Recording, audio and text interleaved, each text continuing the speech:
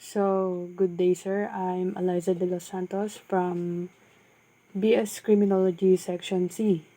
What am I going to do is to share what lessons I have learned in our topic 9, and it is all about the understanding the criminal law. Let's start. First, what is criminal law? It is a division or branch of law which defines crime, treats their nature, and provide punishment. It means criminal law is a body of legal regulations made by federal and state legislatures as well as by judges who set precedents. It deals with behavior that is or can be construed as an offense against the public, society, or state, even if the immediate victim is an individual. Examples of these are murder, assault, theft, drunken driving, and etc. These are the there is a three characteristics of criminal law. First is the generality. Generality is about the law that binding upon all persons um, who reside to sojourn in the Philippines, irrespective of age, sex, color, creed, or personal circumstances, subject to the treaty stipulations and laws of preferential applications. Second one is the territoriality. Territoriality is about the law that is applicable to all crimes committed within the limits of Philippine territory, which includes its atmosphere, interior waters, and maritime zone. Third one is the prospectivity, and it is all about the law that does not have any retroactive effect except if it favors the offender unless he is habitual delinquent or the law otherwise provides. So let's move on to the classifications of felonies. According to the stages in the commission of crimes, we have the attempted, frustrated, and consummated stage. So what is attempted stage? It is when the offender begins the commission of the felony by direct overt acts but does not perform all the acts of execution which should produce the felony as a consequence by reasons of some cause or accident other than his own spontaneous desistance. If I have some scenarios that explains or describe or define the what we call um, attempted felony. So first is the if all the acts of execution are not performed due to an accident or any cause, the crime is attempted. But if the offender voluntarily desisted, no attempted felony is committed. Although the acts of Although the acts so far performed many constitute under felony, so if the offender prepared a picklock to rob a house and on the way he desisted, attempted robbery is not committed, but if arrested immediately after the desistance, he is liable for crime of illegal possession of a picklock. And note that Vallada reasoned out that if the offender does not perform all the acts of execution due to spontaneous desistance, there is no attempted felony as it is a sort of reward granted by the law to one.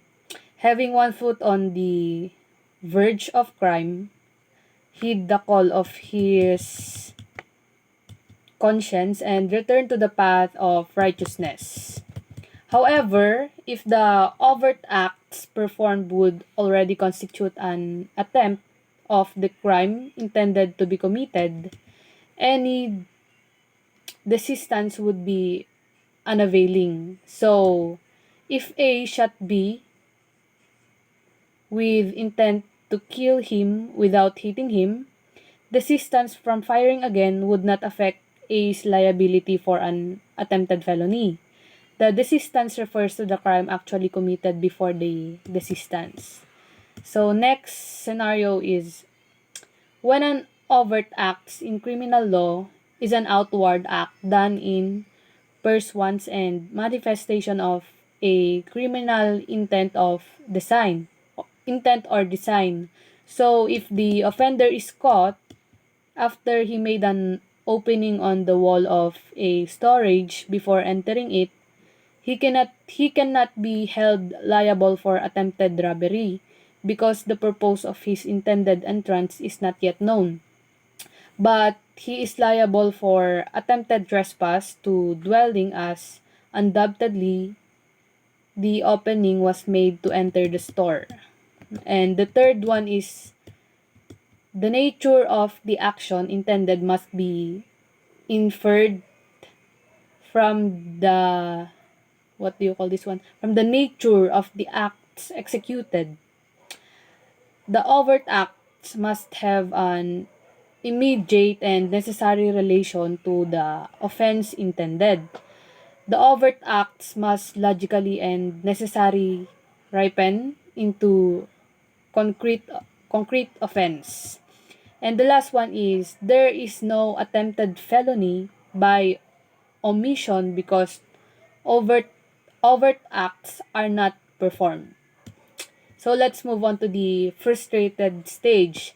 So frustrated stage, it is when the offender has performed all the acts of execution to produce the felony as a consequence, but crime does not result due to some cause independent of the will of the offender.